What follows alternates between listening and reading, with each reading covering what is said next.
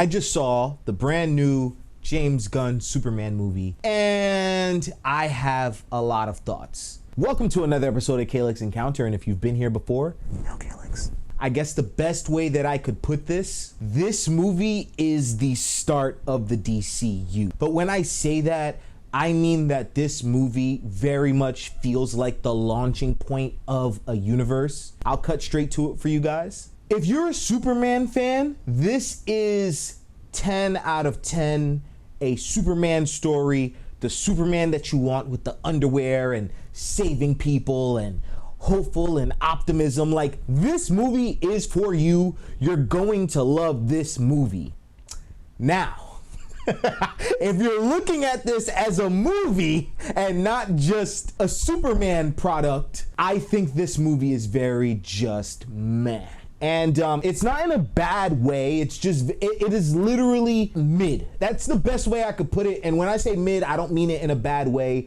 It's just a product. The Superman logo is there. Superman is there as a character. If I'm gonna go really in depth, one of the things that I really didn't like is that it just felt very bland. This is our introduction to David Cornsweet as Superman, and I don't think he does a bad job. In fact, I think he looks like a Superman. I don't think there was any issues with his performances at all. I actually like that this Superman had some sort of emotion to him, in the sense where you could tell he's very passionate about saving people. There's a moment that was also in the trailers where he's having an interview with Lois, and he's like, I wasn't, like, he feels like frustrated. Lois, on the other hand, I think Lois was great. I really like Brosnahan as Lois. I feel like she was difficult. Like, if we knew her in real life, we would see her as a difficult person. I think James Gunn casted her perfectly. I mean that in a sense where there's a moment in the movie where she mentions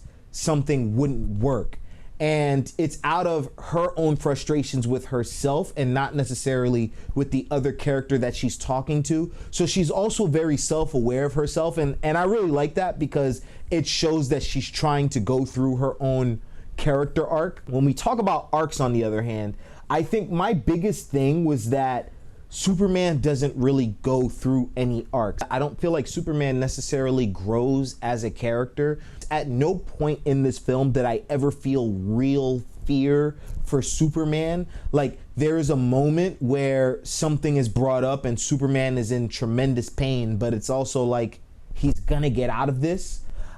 And that was like one of the biggest things about this. Like, there would be fight scenes going on, and because I knew Superman wasn't going to be impacted that bad, I didn't really care. There were no stakes in this movie to me. I don't think this movie is as good as any of his other films. I do think James Gunn did try to tamper down a lot of what people would consider James Gunn elements, such as jokes. There's a lot of jokes in this, but I do think he did take them down a little bit. A lot of the music, the needle drops, I don't think those really start to come into play until the really end of the film. I think that James Gunn really relied on nostalgia and the imagery, like the idea of Superman, rather than actually moving a story along. For example, there will be moments where Superman is kind of just there, and then the Superman theme would dun dun dun dun dun, and like it'll just be the logo, but it's like there's nothing there for me to really give a F about in order for that to be playing. I think that's gonna work well with audiences. This is exactly what I mean. If you're looking for a movie that's going to satiate you, like you're looking for like a deep, intricate plot and a character study and an analysis on morality, like, we're not going to get that. Superman is an interesting character when he's dealing with those things. And for that reason, I really do wish we got to see more of Ma and Pa Kent. I think in total, we really only got like 3 minutes of screen time. His human parents are what makes him.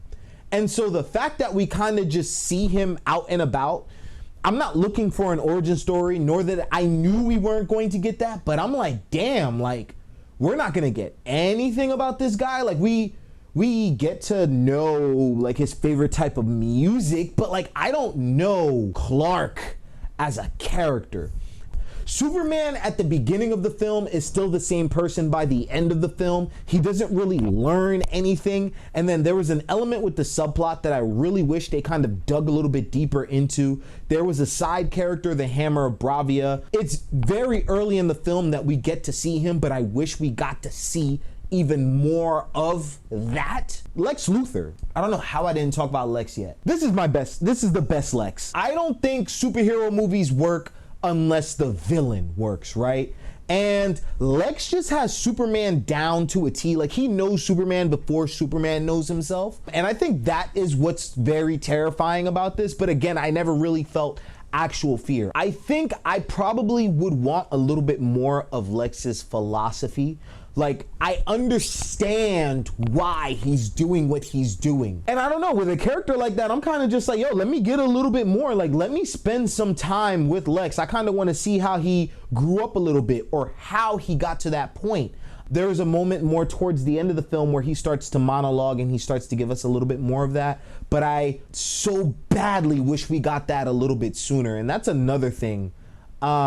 We got to see Hawkgirl, Green Lantern, and Mr. Terrific. Hawkgirl wasn't really utilized. She was like all the way in the back. Like, she was like straight up background character, borderline NPC. Like, there wasn't really anything to her. Guy Gardner, on the other hand, James Gunn had fun writing him. James Gunn put him in the film for a reason. Mr. Terrific, I think Mr. Terrific was a proxy for Batman. I don't know how else to explain it. Again, this is a fresh out of the theater reaction. When I'm with Quan, we're probably going to be able to, you know, synthesize a little bit more of what I'm trying to say. But there's a moment in there where he's like, I do that to everybody. And it just gave me Batman, Justice League, Doom vibes. Yeah, I just feel like the dry humor, the just matter-of-factness, it was very Batman-esque. And I know James Gunn is just itching to give us a world's finest. But Mr. Terrific does have his own personality, one of the smartest, if not the smartest character in all of the DC universe. I do think that kind of comes across, but they don't beat it over your head. They don't outright just say it. It's done in a way where he's just like, yo, like, get your facts straight. Like, yo, I built this. Like, don't just call it a circle. You know what I mean? Those of you guys that watch the movie know what I'm talking about. But overall, yeah, if you're looking for a Superman movie, 10 out of 10, this is the Superman you were looking for, complete with the costume, the underwear, the campiness, the optimism, saving people. Like, it hits all of your check marks. But now if you're looking at it from a movie standpoint, because it hits all those check marks, how much do we really care about this character, the stakes, and everything that's going on in this world? So for that reason, I do think the DCU is in good hands because Superman is a very unique character. I'm looking forward to the new Supergirl. I made a video talking about why I'm very excited about the Supergirl movie over here, and I'll see you in the next encounter.